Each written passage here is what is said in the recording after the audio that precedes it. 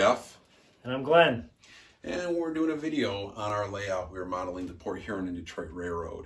It's a small short line railroad that ran from Port Huron to Marine City from the years 1917 to 1984 before it was bought out by CSX.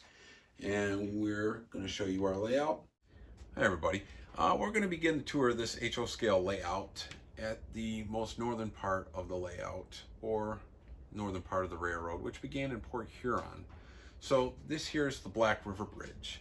This bridge was a connector bridge to connect a business farther down the track to the Chesapeake and Ohio rail yard.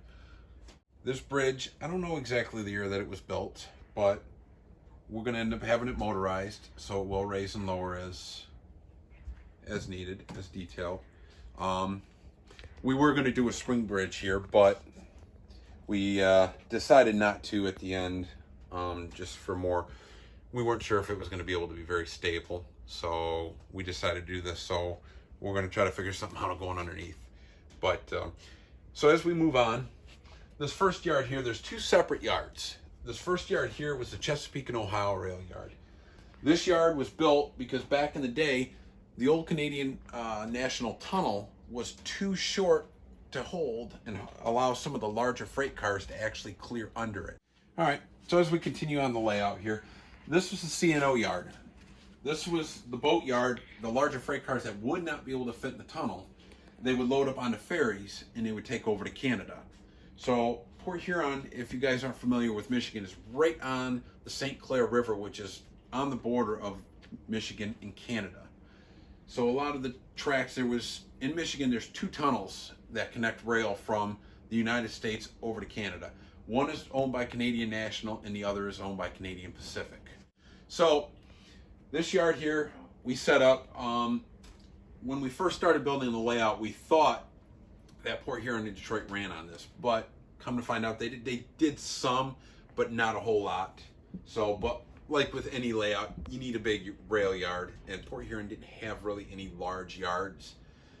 So we did that so we could still run loop trains and outside rail companies and so on. So, so as we go along, this here is Chesapeake and Ohio. This one here, the Grand Trunk and Western, was a much smaller yard and smaller dock. If you look in a picture back from, let's say, the 60s and the 70s, it'll actually show both yards together. So we modeled it to try to be as accurate as we could. When we did the track, we had a picture that was taken from sometime in the early 80s, and we were able to really replicate all these sidings and how they are in the picture.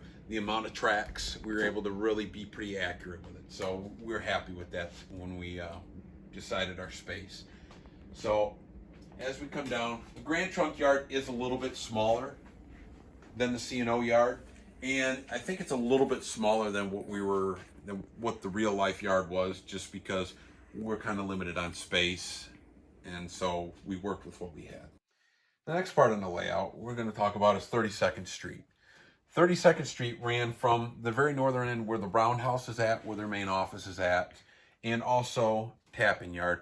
The Roundhouse, the office building, and Tappan Yard are all part of phase 2 of the layout, which we'll get to in another video.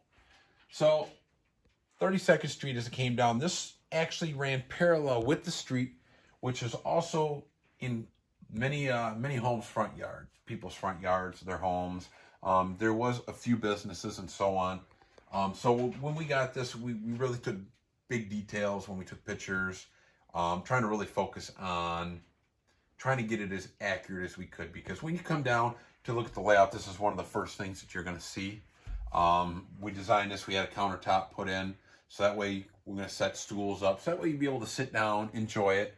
And this layout is a DCC layout, so we'll put a DCC port or two in here, so that way you're able to run the layout from out here. Just kind of gives you that broad aspect view of the layout. So as we come down with 32nd Street, one of the ideas Glenn had was to create a dividing wall that we're going to put in here. Should be really soon. We just routed all this out, and right now the walls upstairs being painted and try to make it look good. But we're putting a thin piece of plywood in here to go down, and it's only going to stand about 8 inches tall. We're going to put a lot of scenery along the background and so on. That way it gives a separation from 32nd Street in the yard, because with what we had for spacing, we had to kind of join the two together, but we want to separate them because 32nd Street was probably about a mile away from this yard. This yard was farther to the east of where the roundhouse was. As you come down 32nd Street, Dove Street is one of the very first main streets that cross the track, and it goes back to phase 3 or phase 2, which we'll get to in another video. So as it comes down, we've got Moak Street, South Boulevard, Peavey, and then also Sturgis.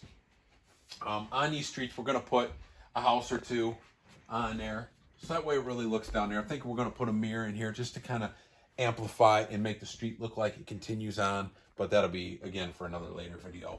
We got a motorized truck that's on a track system that we're going to put in here, so that's why it's designed the way it is. That way truck can run a loop and run down, and it'll run all the way down to the roundhouse and back. So we'll head down 32nd Street here. Hey everybody, so the next part of the layout here I'm going to show is, this is our tunnel going down to St. Clair, or the St. Clair tunnel going down to Canada. So what we did here is, this track runs into the layout and goes into loop, and we have it split down there, so not only are you going to have a main loop, but there's also a rip track down there.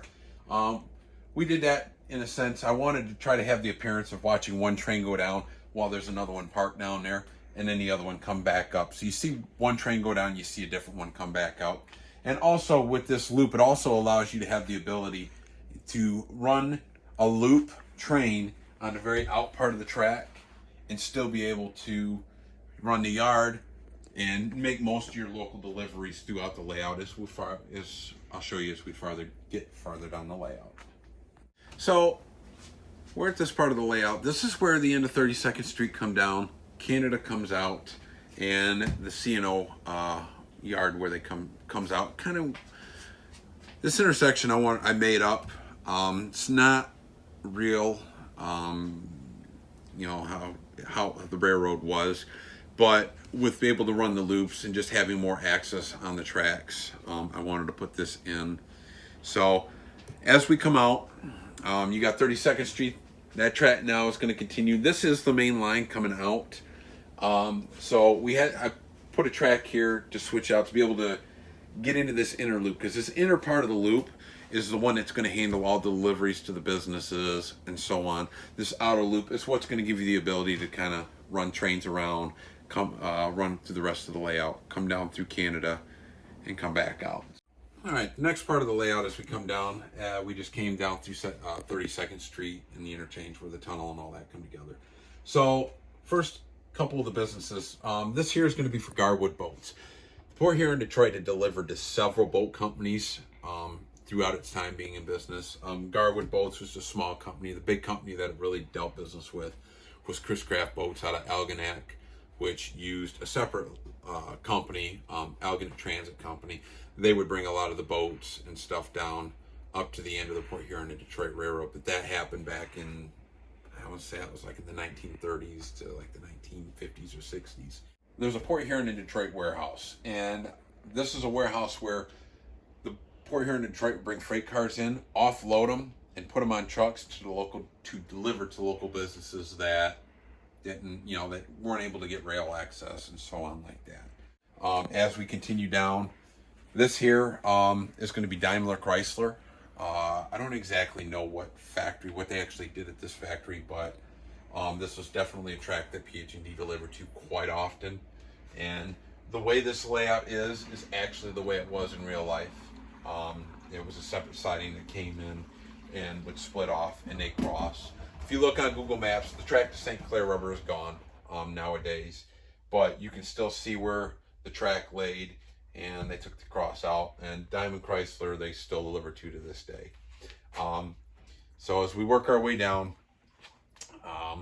this part here originally we designed it was going to be Canada, but as we gained to learn more knowledge of the layout or the railroad and so on, it really is not part geologically or geography. What I ain't good at that stuff. Big words.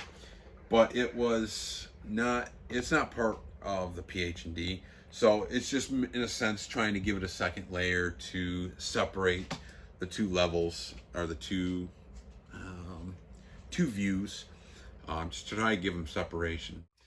All right, as we continue down, heading south down the line, lower part again, more the Port Huron and Detroit. So as we head down, we're heading down. This here used to be Buer Lumber, fairly large lumber company that Port Huron and Detroit delivered to. On its way down to the line, there was a separate siding that kicked off that would deliver to this and also to Diamond Crystal. So as we come down in this upper line, we decided to put Diamond Crystal salt in here. So we'll come in. It will come in. There used to be a station here, depot, back in the 80s. So we're gonna put a depot building and stuff like that in here. Diamond Crystal Salt was actually a large salt company that they delivered to, and they deliver to quite often. Right now we have one track going into the siding because that's what's going in there now. We'd learned at a later time that there's actually two tracks going into the building, and they actually went in and would do a slight loop, but we don't have the space to do that. So we are going to try to put a second track in here. It's already a tight radius, but this was one of the tightest radiuses on the it actually is the tightest radius on the railroad, but one of the tightest radiuses in the state. All right, so we're going to talk a little bit about our DCC system that we've so far got installed. We've got all the wiring put in already. We're still in the process of getting our systems together. We still got to get a couple of reverse loops. One right here for Buer Lumber, and then one also for Canada here. So we went ahead and we ran all our wiring, and we did solder joints roughly about every 3 feet. I think it was like 3 to 5 feet. We would do a solder joint. And we ran wire to every track. Every track in here's got wire, so we don't have no dead spots or anything like that. And so we're still new to the DCC system. We did decide to go with NCE, and we had bought the system. I still got to get a power booster, a couple of reverse loops, and the engines were about to have them sent out and have the decoders with sound put in them. So the Port Huron in Detroit only had 3 switchers. 3 switchers, 3 cabooses. They had 2 crews that would normally run. One train to come down out of the tapping yard, get a load of cars, and they'd run down the line. And then they also had a midnight crew that would do the same thing. So some businesses would get delivered in the day, some get delivered at night. I want to thank everybody for watching this video. Please, if you would, like and subscribe to our link and for future videos. We're going to try to come out with a video roughly about once a month with the progress of the layout. So with subscribing, hit that alert button so that way you get alerts when we put out new videos and stuff like that. So if you guys have any further questions regarding Port Huron Detroit Railroad, you can go ahead and look it up online. There's a historical society that you can go on. They have a website. They've got a bunch of pictures, new pictures, older pictures of the railroad, and also there's more pictures of the railroad on laughingfrogimages.com. You can Google them, scroll through under trains and Port Huron and Detroit Railroad, and it gives you a little bit more information. If you guys have any questions, comments, please leave them below. Thanks for watching the video. See you guys next time.